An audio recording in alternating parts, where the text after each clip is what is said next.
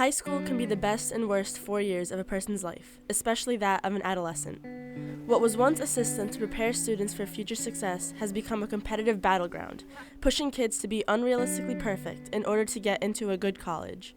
Talk to any high schooler and they'll tell you about the heavy pressures of education. Teens find themselves struggling through each semester in an attempt to create the most attractive transcripts.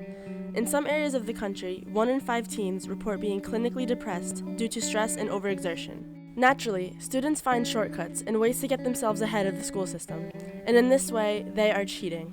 While many students have various reasons to be dishonest about academics, they are doing so predominantly in spite of the corrupt learning environment schools have developed. Nevertheless, it is becoming a problem. More and more students around the country cheat as a natural process to complete schoolwork. Cheating itself is a virus that can't be contained, creating an epidemic.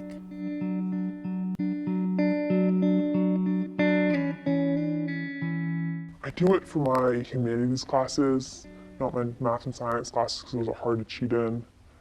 History is an everyday kind of thing. English, I work with a lot of people that we shouldn't be working with. Answers online, packets. Yeah. The traditional methods of cheating, looking at other kids' tests, copying homework from friends, finding answer keys on teachers' desks, haven't been forgotten but are quickly evolving.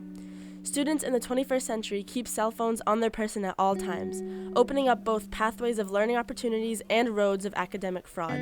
Pretty common to cut corners because a lot of us have jobs.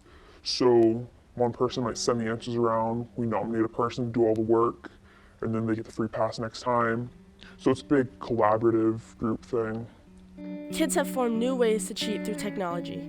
With group work, students create group text messages to split up large assignments and copy off one another.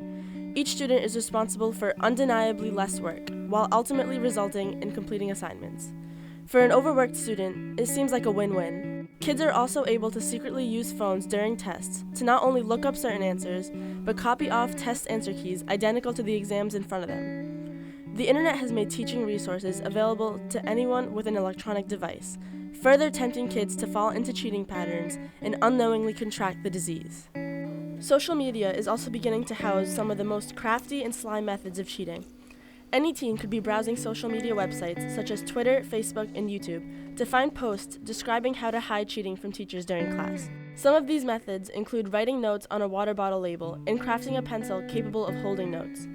These types of cheating methods are nonchalantly becoming part of teenage culture, with no serious measures being taken to prevent them. Obviously in classes, I don't allow cell phones out in classes because there can be some texting back and forth, pictures can be taken, so I think that's a proactive measure.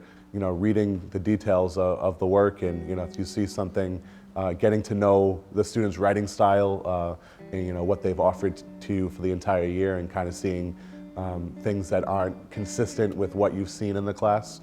Obviously there's student-to-student cheating, but students can also plagiarize from online material, so it's just putting in keywords into a search engine. I know there's some programs as well that you can, run papers through to see their authenticity, so just using those measures. Plagiarism in some areas is a criminal offense, as it constitutes the infringement of another author's work. Even so, 1/3 of high school students have admitted to plagiarizing from the internet. Many students are still fairly aware of these laws, and so they cheat in less severe ways, justifying themselves by not breaking the law.